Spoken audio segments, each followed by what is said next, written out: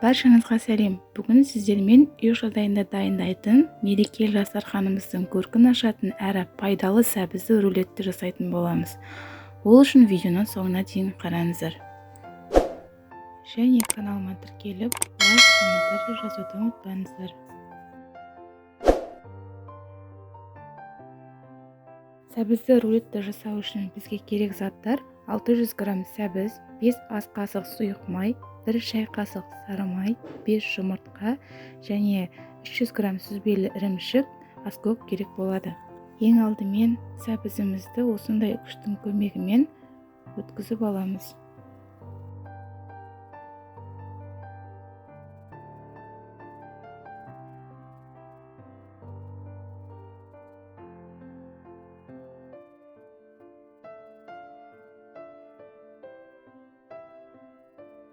Міне сәбізіміздің барлығын толықтай үкіштен өткізіп алдық. Енді қызып тұрған өсімдік және сары майымызға үкіштен өткізілген сәбіздерімізді салып қуырып аламыз.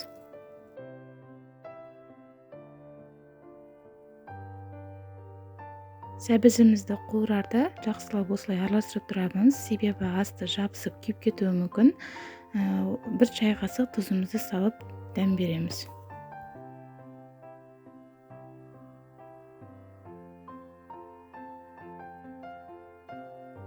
10-15 минут қуырып болғаннан кейін сәбізімізді осылай баяу отқа кішкене бұқтырып аламыз, себебі біздің сәбізіміз толықтай пісуі керек. Енді сәбізімізді суығанша 5 жұмыртқамыздың ағы мен сарысын бөліп аламыз. Ақ-уызын жақсылап араластыруымыз керек.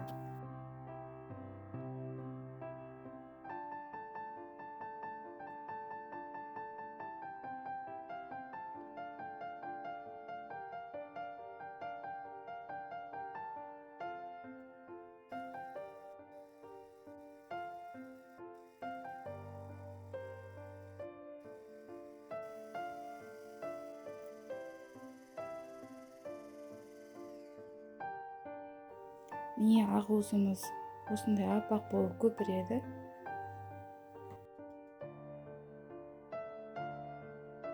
Міне суыған сәбізімізбен енді 5 жұмыртқаның сарысын жақсылап біркелкі массаға келгенше араластырып аламыз.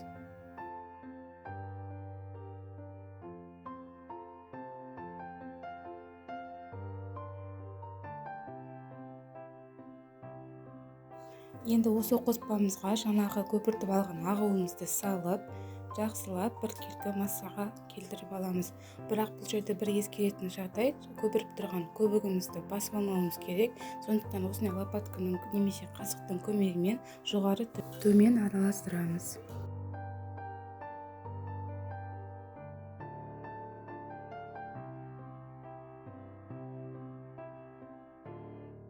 Міне біздің қоспамыз дайын болды. Дайын болған қоспамызды тавамызға салып 180 градусқа пешке пісіріп аламыз. 15-20 минут көлемінде уақыт алады.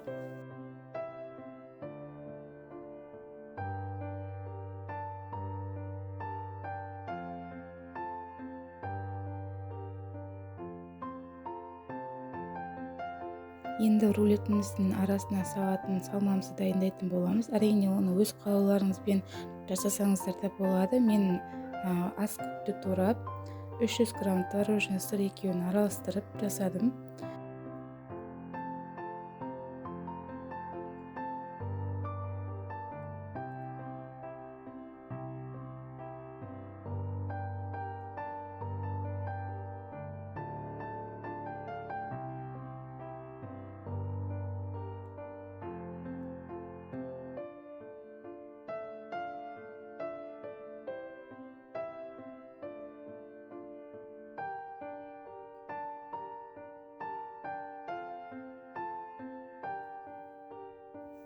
Енді біз пищевая пленканы рулетімізді орайтын боламыз. Сол үшін осылай рулеттің ұзындығына сәйкес келетіндей пищевая пленкамызды сеп аламыз.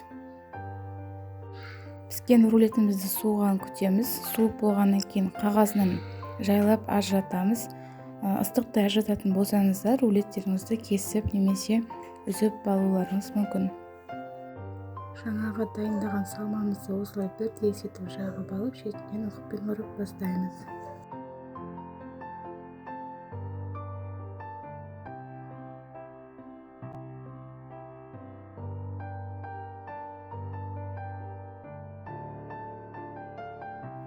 Міне рулетіміз дайын болды. Дайын болған рулетті бір түнге немесе кемі 3-4 сағатқа холодильникке қойып алу керек. Міне менің бір түн холодильникте тұрған рулетім. Енді сіздерге қазір бұны кесіп көрсетейін.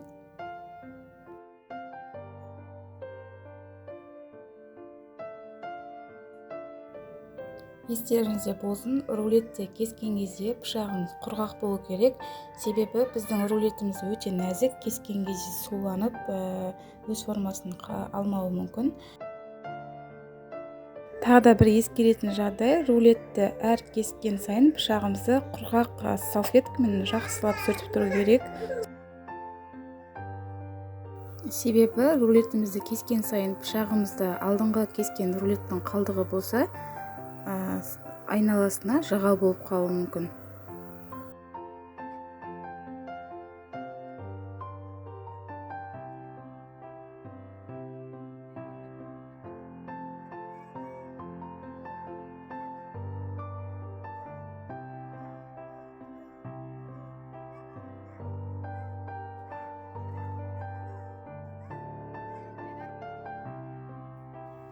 Міне өздеріңіз көргендей рулеттер өте әдемі шықты, дәмі де ерекше.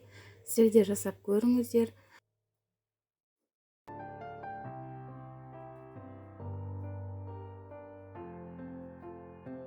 Және менің еңбегімді бағалап, видеоға лайк және комментарий жазуды ұмытпаңыздар. Сіздерден қолдау күтемін.